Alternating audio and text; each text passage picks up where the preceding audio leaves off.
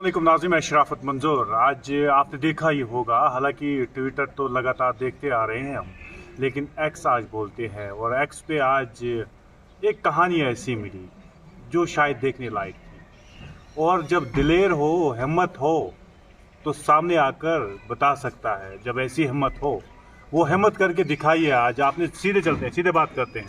मीर जुनेद साहब, आपका बहुत बहुत शुक्रिया। थैंक यू शराफत साहब। जुनेद साहब, आज आपका वोट देखने को मिला। आपने जो चूज़ किया है, इसकी खास वजूहात क्या है? क्योंकि अभी तक जो है लोग अच्छी तरह से समझ नहीं पा रहे, आखिर ऐसा क्यों? देखो, हमने कुछ नया नहीं किया। हमने अपना डेमोक्रेटिक राइट जो है वो एक्सरसाइज किया, नोटा को वोट देके। क्योंकि जो कल तक प्लेबिसाइट मांग रहे थे, जो कल तक अचीवेबल नेशनहुड मांग रहे थे, ऑटोनॉमी मांग रहे थे, सेल्फ रूल मांग रहे थे, आज हम उनको कैसे वोट दें? जो कल तक गवर्नमेंट ऑफ इंडिया की सॉवरेनिटी को लेके क्वेश्चन मार्क लगाते थे और ये कहते थे कि जब तक न 370-35 से वापस आएगा, हम चुनाव नहीं लड़ेंगे। लोगों को बेवकूफ़ बनाया, लोगों को इमोशनली एक्सप्लॉइट किया, पॉलिटिकली एक्सप्लॉइट किया। आज हम उन्हीं को वोट देंगे। ज़मीर बेचेंगे तो मतलब कितना बेचेंगे? जिसको ज़मीर अपना बेचना था वो उन्होंने आज प्रूव कर लिया। मैंने तो नहीं बेचा है। हमारा जो प्रिंसिपल स्टैंड है कि ये अली बाबा 40 चोरों की जमात है, और वही हमारा स्टैंड तब था, आज भी है। और हमने आज अपना स्टैंड प्रूव किया। आपको ये लग रहा है कि अली बाबा और 40 चोरों की जमात है, अब भी उनको सपोर्ट करना है? वो बहुत पुरानी रीत रही है उनकी, वही आज भी चल रहा है, या कोई बदलाव हुआ है, कोई चेंज हुई? देखो, बात पॉलिटिकल स्टांस की है। नेशनल कॉन्फ्रेंस आपका ऑटोनॉमी मांग रहा है, पीडीपी सेल्फ रूल मांग रहा है। भाई, हम जो आज़ाद हुए हैं, हमारा मुल्क भारत अंग्रेज़ों से आज़ादी 1947 में लिया है, तो हम कौन सा सेल्फ रूल मांग रहे हैं, कौन सी ऑटोनॉमी मांग रहे हैं? ये तो बेसिक एक आइडियोलॉजिकल कॉन्फ्लिक्ट है हमारा। और मैं ऐसे लोगों को कैसे वोट दूँ, कैसे इनको अपना लीडर मानूँ, कैसे इनको अपना लीडर चुनूँ? एनसी और पीडीपी को छोड़िए, पीसीबी ग्राउंड पे था, और भी बाकी जमातें हैं अपनी पार्टी ग्राउंड में। इस वक्त नॉर्थ कश्मीर में नहीं है, लेकिन हिमायत पीसी की तरफ जा रही है। आप एनसी और पीडीपी की बात कर रहे हैं, तो इन जमातों के बारे में नहीं लगा आपको कि इनको भी करना चाहिए? देखो, अगर इन्होंने डायरेक्टली ओपनली लोगों के सामने धोखेबाजी के बगैर अलायंस किया होता, प्रेस कॉन्फ्रेंस करी होती, ये कहा होता कि हम इनके स्ट्रेटेजिक एलाइज हैं, साफ साफ लोगों को कहा होता, इनको बंद कमरों में बैठ के एक दूसरे के लिए कैंपेनिंग नहीं करनी पड़ती, तो मैं समझता कि चलो ठीक है, इन्होंने ओपनली साफ साफ लोगों को कहा कि हम भाजपा के साथ हैं, चलो फिर जिसको इनको वोट देना है दे।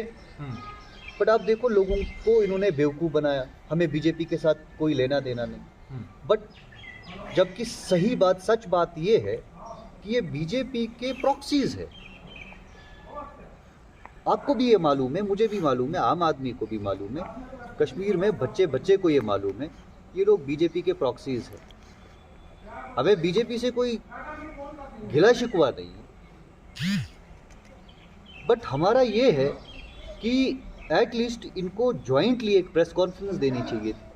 प्रेस कॉन्फ्रेंस में साफ साफ ये कहना था कि ये लोग हमारे स्ट्रेटेजिक एलाइज हैं और आप इन लोगों को हमारे बदले वोट दीजिए। जाहिर सी बात है, बीजेपी ने कश्मीर में कैंडिडेट ही खड़े नहीं किए जी, उनके कैंडिडेट तो यही, और हम प्रॉक्सी को वोट क्यों दें? हमें अगर वोट देना होगा, हम डायरेक्ट पॉलिटिकल पार्टी को वोट देंगे, प्रॉक्सी को वोट नहीं देंगे। और बताइए, आपकी नज़र में जो इस वक्त पीसी है, अपनी पार्टी है, ये बीजेपी के उठाए हुए कैंडिडेट है। जो कुछ आप बड़ा स्टेटमेंट दे रहे हैं, आप छोटा स्टेटमेंट तो है नहीं, क्योंकि लोग ये समझते हैं कि हम पीसी को वोट कर रहे हैं, हम अपनी पार्टी को वोट कर रहे हैं, लेकिन असल में वो बीजेपी को वोट कर रहे हैं इनडायरेक्टली। डायरेक्टली बीजेपी को उतरना चाहिए था। देखो भाई, ये इसमें कोई नई बात नहीं है, कोई बड़ा स्टेटमेंट नहीं है, बच्चे बच्चे को मालूम है यहाँ पे। बस फ़र्क इतना है कि मीर जुनैद बोल रहा है, बाकी सब चुप करके क्रिमिनल साइलेंस इख्तियार की है। मैं डंके की चोट पे बात बोल रहा हूँ, और डंके की चोट पे बात आगे भी बोलता रहूँगा। जो लोग यहाँ कत्ल गारत करते, जब मुझे उनके खिलाफ बात करने में कभी हिचकिचाहट नहीं हुई, तो ये किस खेत की मूली है भाई?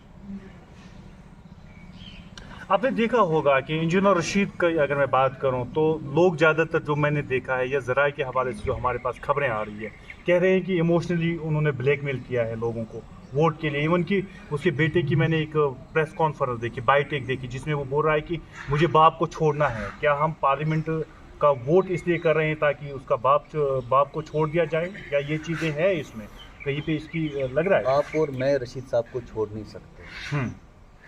वो कानून व्यवस्था का काम है, वो जुडिशरी देखे, वो एसेस करे कि वाकई में जो इनको चार्ज लगे हैं क्या वो सही है या गलत है। अगर सही चार्जेस हैं तो फिर उसमें क्या ही हो सकता है, कैसे बेल हो सकती है। अगर वो इनोसेंट है तो फिर बाहर आएंगे। But politics of blackmail, politics of emotions is not acceptable to any Kashmiri. कश्मीरियों को पॉलिटिकली इमोशनली बहुत एक्सप्लॉइट किया गया 40 साल। अब अगर कोई लीडर जेल है, उसके खिलाफ चार्जेस फ्रेम हुए हैं, तो वो लोग उस जेल होने पे कश्मीरियों को बेवकूफ़ बनाएंगे। मैं समझता हूँ कि कश्मीरियों को इस चीज़ का अजाला करना चाहिए, उनको समझना चाहिए, उनको सोचना चाहिए, और उनको उनका प्रिंसिपल स्टैंड देखना चाहिए कि वो मांग क्या रहे। अगर वो किसी को वोट कर रहे हैं, भाई उसका प्रिंसिपल आइडियोलॉजी क्या है? वो कह रहे थे रेफरेंडम, प्लेबिसाइट। भाई कैसे रेफरेंडम और प्लेबिसाइट यहाँ के लोगों को ये जो है कि मंजूर होगा? किसी को मंजूर नहीं, ये गलत स्टैंड था।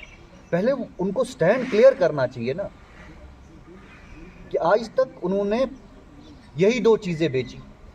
अब जेल से वापस जब आएंगे, क्या बेचेंगे? बेचने के लिए कुछ बचा हो तो मतलब लोग उससे पूछेंगे ना कि कल तक एक बात कर रहे थे आप, आज कुछ नई बात है। आप बताओ आखिर चाहते क्या हो? हमारा हमेशा से स्टैंड ये रहा कि हम हिंदुस्तान के आईन को मानते हैं। हम हमेशा से ये मानते रहे कि Kashmir is an integral part of India, और हमने हमेशा कहा कि कश्मीर में अगर पॉलिटिक्स करनी है, आप डेवलपमेंट के नाम पे करिए, आप पॉलिटिक्स ऑफ कंस्ट्रक्टिविज्म करिए, कश्मीरियों के खून के ऊपर आप सियासत मत करिए। हमारा तो हमेशा से एक स्टैंड रहा है, और आज भी उसी स्टैंड पे कायम है। मैं कोई नई बात आज नहीं कह रहा हूँ। मैं जो बात 10 साल 15 साल पहले बोल रहा था, आज भी उसी बात पे अपना मौक़िफ़ बराबर रखा हूँ। पीडीपी ने एक तरफ से कहा था, आपको याद होगा, महबूबा मुफ्ती मैडम को सुना होगा आपने, वो कह रही थी कि आज का वोट आप मुझे दे दो ताकि मैं पार्लियामेंट में बात कर पाऊँ। लेकिन इससे पहले भी उसने बात की क्या, या अब जो है उसे खतरा महसूस हो रहा है कि पार्टी ख़त्म हो रही है? देखिए, महबूबा जी के 2 पार्लियामेंट में मेंबर्स थे। जब 370-35 से हुआ, उन लोगों को उधर सांप सूंघ गया था।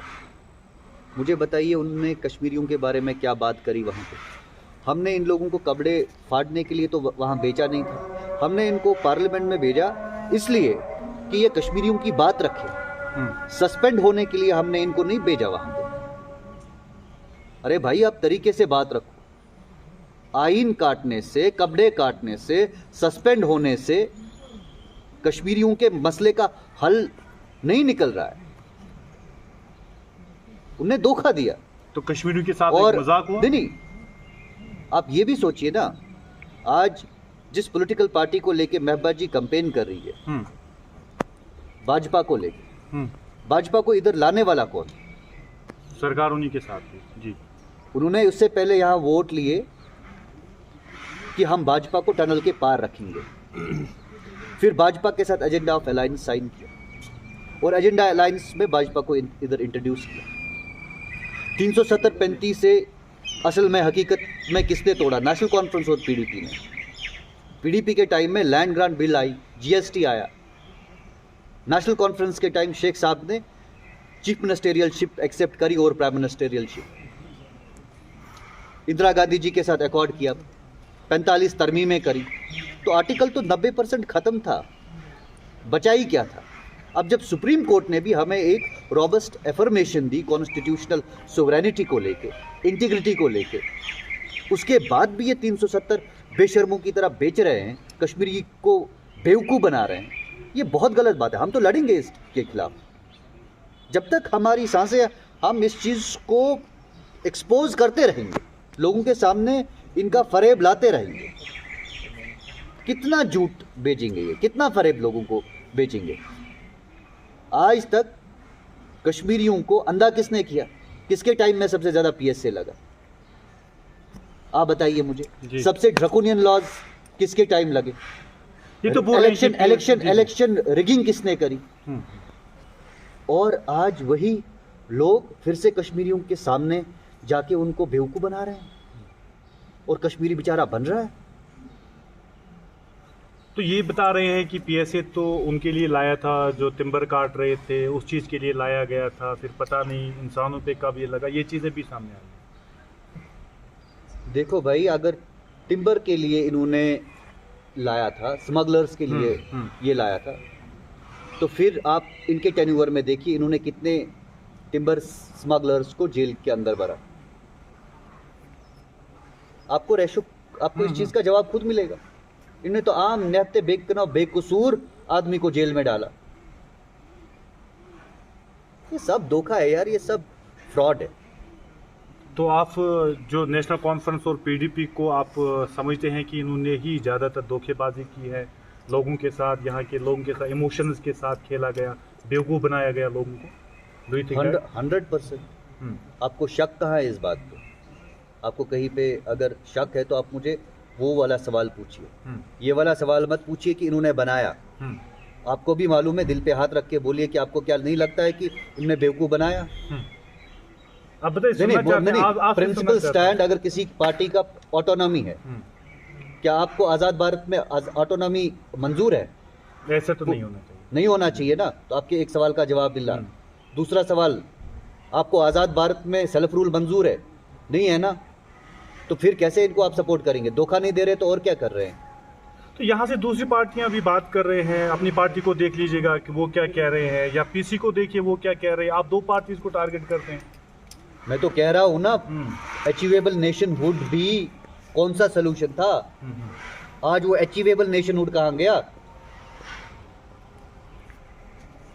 अरे भाई, आपको दम है, डंके की चोट पे भाजपा के साथ इलाहा करो ना, हाथ में हाथ डाल के दुनिया के सामने आओ ना। ये पर्दे के पीछे आंख मचोली खेल रहे हो, लोगों को बेवकूफ बना रहे हो। भाई क्या होगा इससे? तो वही फैक्ट है कि आपने बताया कि मेरा ज़मीर जिंदा। एब्सोल्युटली है ना। जो हमारा स्टैंड तब था आज भी है। जो हमने 2008 में बात बोली आज भी वही कह रहा हूँ। मैंने जब लंगीट में कुछ लोगों के साथ बात की, मैं वो क्लिप भी चलाऊंगा, और उसके साथ साथ कुपवाड़ा में मैंने कुछ लोगों से बात की। वो बता रहे थे कि ज़मीर इसका ज़िंदा है, क्योंकि आज जुनेद मीर ने दिखा ही दिया कि मैं तो यार इस चीज़ के साथ नहीं हूँ। आप उस पर कोई रिएक्ट करना चाहिए? यहाँ पे लोगों को गलत फहमी थी। पहले इन लोगों ने एक प्रोपेगेंडा चलाया, मैं जी एजेंसीज का आदमी हूँ। उसके बाद प्रोपेगेंडा चलाया, ये जी आर्मी का आदमी है। उसके बाद प्रोपेगेंडा चला, ये जी सेंटर का आदमी है। फिर ये बनाया कि ये जी बीजेपी का आदमी है। अरे भाई, I am a self made man. हमने यहाँ तक 15 साल पापड़ बेले हैं। मैं रातों रात बाकी लोगों की तरह पैराशूट लैंडिंग करके इधर नहीं पहुंचा हूं। रगड़ा खाया है हर दिन। हमारी स्ट्रगल हर दिन हमने सुई के टिप से कुआं खोदा होगा और उसी कुएं से पानी पिया होगा, ये हमारी स्ट्रगल है। आप इस फूफा पे मत जाइए, आप मेरी स्ट्रगल देखिए ना, स्टडी करिए एंड यू विल अंडरस्टैंड। नए कश्मीर को किस तरह देखते हैं Junaid Mir? I am not born with silver spoon in my mouth, I am not a political SRO like Umar Abdullah, like Sajjad Ghani Lone, like all these political people, or like महबूबा जी।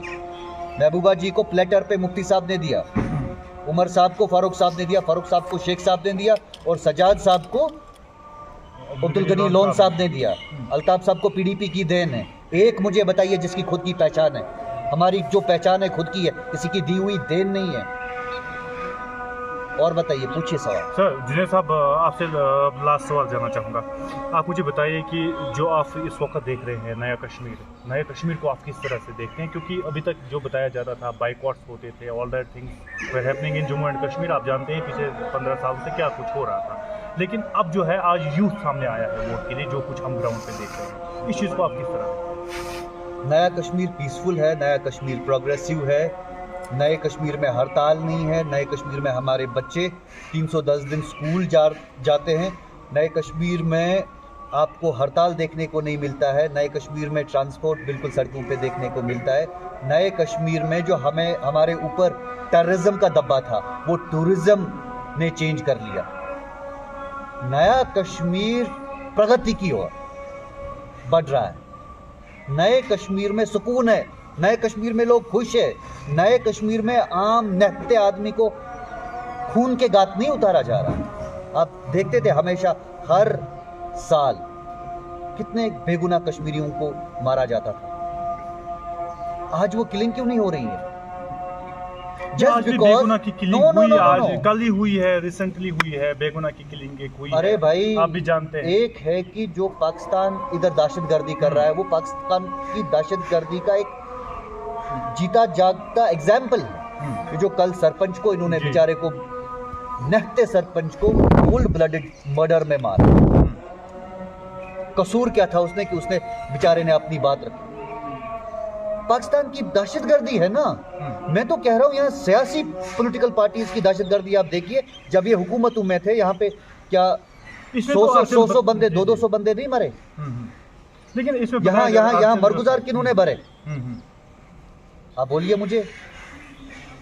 आज वही खाकी पहन के जवान AK-47 पहन के सड़क पे खड़ा है। आज नौजवान को गोली क्यों नहीं लग रही है? आज नौजवान के ऊपर पैलेट क्यों नहीं चल रहा है? दैट मीन्स जो ये पॉलिटिकल डिस्पेंसेशंस यहाँ पे चला रहे थे, PDP, नेशनल कॉन्फ्रेंस, इनको पॉलिटिकल वेस्टेड इंटरेस्ट था यहाँ की किलिंग्स में। आपको वो VK सिंह का बयान याद है? कौन लोग उसमें शामिल थे यहाँ की इनोसेंट किलिंग्स में? हम लोग कैसे भूल सकते हैं वो? Their hands and clothes are soaked and drenched in blood. और आज हम इन्हीं कातलों को वोट देंगे, टर्नकोट्स को। They are political turncoats, shameless people. आपने नए कश्मीर की बात की। नए कश्मीर में इस तरह से चीज़ें नहीं हो रही है, लेकिन जो कुछ हम देख रहे हैं पिछले 3 सालों से लगातार आपने देखा होगा, किलिंग तो हुई कश्मीर में, चाहे पाकिस्तान की साइड से हुई चाहे अंदर के साइड से हुई, लेकिन किलिंग तो हुई कश्मीर में, फिर भी इनोसेंट लोग मरे हैं। ये देखना है कि एक तो पाकिस्तान तो यहाँ के लोगों के खून का प्यासा है ही। अब खुद ये देखना था कि यहाँ हमारे अपने लोग, यहाँ हमारे अपने लोग, यहाँ की खुद की पॉलिटिकल पार्टीज इनके खून के प्यासे थे। ये तो पाकिस्तान की स्टेट पॉलिसी है ना कि कश्मीर में जो है कि इनको जो ही यहाँ पे अमन दिखता है वहाँ उनको तकलीफ होना स्टार्ट होता है कि नहीं जी कश्मीर में कुछ ना कुछ करना है। उसी के नतीजे आप देख रहे हो। बट वो मुल्क भी अपने इन कर्मों की सजा तो भुगत रहा है ना। आज उस मुल्क की हालत देखिए, जो कांड ये यहाँ करवाते थे आज उनके मुल्क में हो रहे हैं। उनको तो आईना दिख रहा है इन चीज़ों का। अच्छा है ना। तो अब भारत आगे बढ़ रहा है। क्यों नहीं बढ़ रहा है? बहुत आगे बढ़ रहा है मेरे भाई, हर सेक्टर में आगे बढ़ रहा है। फिर ये चीज़ें क्यों सामने आती हैं? आपने लास्ट टाइम मैंने आपका एक इंटरव्यू सुना था, लेकिन आपने जो बीजेपी में इलेक्टोरल बॉन्ड को लेकर बात हुई, आपने उस पर कोई बात नहीं की। ऐसा क्यों जुनैद साहब? मुझे क्या इलेक्टोरल बॉन्ड में बात करनी थी? नहीं, मतलब that is a very irrelevant thing for me. मेरे लिए मेरे से आप रिलेवेंट सवाल पूछिए। लेकिन हुआ मतलब था, 5 बात तो मिनट कर नहीं, सकते हैं आप। नहीं, 5 बता तो सकते हैं कि गलत है सही है, इतना तो बता सकते थे, लेकिन आपकी कोई मुझे उस बारे में कोई इल्मियत नहीं है। I have not studied that. Let me study that and then you ask me this thing. I have not studied that. अच्छा चलिए, आपकी आज क्या मैसेज रहेगी आवाम के लिए, क्योंकि आप जो है वोटिंग खत्म होने को आई है, अभी कुछ मिनट बाकी है। अब आपकी क्या मैसेज रहेगी उन यूथ के लिए जो आज मैंने कई जगहों पे सुना है कि आपको यूथ आइकॉन भी आप बताया जाता है। आज जमहूरियत की जीत हुई है। आज यहाँ के यूथ ने पूरे दुनिया को दिखाया है कि वो किस तरीके से दुनिया की लार्जेस्ट डेमोक्रेसी पे यकीन रखते हैं। आज हमारे यूथ ने पूरे दुनिया में एक एग्जाम्पल कायम करी है कि ये जो लोग कल तक कह रहे थे कि democracy is under seize in Jammu and Kashmir, आज यहाँ के हर यूथ का एक एक वोट उनके चेहरे पे करारा तमाचे के बराबर। और मैं अपने यूथ को अप्रिशिएट करता हूँ, मैं अपने यूथ को एक्नॉलेज करता हूँ और तहे दिल से शुक्रिया करता हूँ कि आपने आज एक बहुत बड़ा काम किया है और जिसका डिविडेंड आने वाले सालों में देखेंगे कि इनको इस चीज़ का कितना बड़ा अजर मिलेगा, कितना बड़ा इस चीज़ का फल मिलेगा, ये आने वाले सालों में आप देखेंगे। लास्ट सवाल, मुझे कुछ यूथ मिले, उन्होंने मुझसे बात की तो उन्होंने बताया कि अब जुनेद साहब कब असेंबली इलेक्शन में आ रहे हैं, क्या ये हिस्सा लेंगे नहीं लेंगे, जुनेद साहब से स्टैंड पहुँचे। भाई असेंबली में चुनाव लड़ने का हमने ऑलरेडी स्टैंड क्लियर किया, हम असेंबली चुनाव लड़ेंगे, बट हमारी इलेक्शन स्ट्रेटेजी डिवाइस होगी पार्लिमानी चुनाव के नतीजों के बाद, क्योंकि आपको बहुत सालों के बाद यहाँ चुनाव हुए, बहुत सालों के बाद चुनाव होने के बाद हमें देखना है कि लोगों का वर्डिक्ट क्या है, उसी पे स्ट्रेटेजी डिवाइस होगी। यही प्रैक्टिकल चीज़ है। हम ऐसे टिप्पणियाँ करेंगे कि जनाब अब वो जीतेंगे ये जीतेंगे, उन चीज़ों पे मैं यकीन नहीं करता हूँ। Let me see the people's verdict on 4th of June, then I will devise my strategy, and before coming into for fighting assembly elections, I will have a proper press briefing. आप सबको बताऊंगा, आप सबके साथ discuss करूंगा, आप सबके सामने चीज़ें रखूंगा, तब जाके ज़मीन पे लोगों से बात करेंगे। चोरी छुपे कुछ नहीं होगा, जो भी होगा ब्लैक एंड वाइट में लोगों के सामने होगा। Likewise, I have been an open book. My political career from hereafter will always remain an open book. जो हुआ अभी जो किया इन्होंने वो सब नहीं होगा, ओपन होगा, जो भी होगा सब ओपन होगा भाई। I M an open book. छुपा हुआ क्या है? आपको डाउट है कि क्या ये बीजेपी के साथ है या नहीं है? हमारा ये नहीं होगा, जो भी होगा सारा ओपन होगा। इनकी तरह धोखा नहीं होगा, इनकी तरह फरेब नहीं बेचेंगे, इनकी तरह लोगों को अपने पिटी पॉलिटिकल वेस्टेड इंटरेस्ट के लिए बेवकूफ नहीं बनाएंगे। साफ साफ लोगों के सामने बात हो। बहुत बहुत शुक्रिया बात करने के लिए। बात कर रहे थे मीर जुनैद, बता रहे थे आज के हालात। हालांकि आप स्क्रीन पर एक बार फिर से मैं रिकैप कर रहा हूँ, ये कुछ विजुअल स्क्रीन पे फिर से देखिए एक बार। ये 30 सेकंड के शॉट्स जिसमें जुनैद मीर साहब ओपनली बता रहे हैं कि एनसी और पीडीपी ने आखिर क्या कर दिया है और इमोशनली लोगों को ब्लैकमेल किया जा रहा है, उस नाम पे वोट लिए जा रहे हैं। मेरे कैमरा पर्सन शायद को दीजिए इजाजत।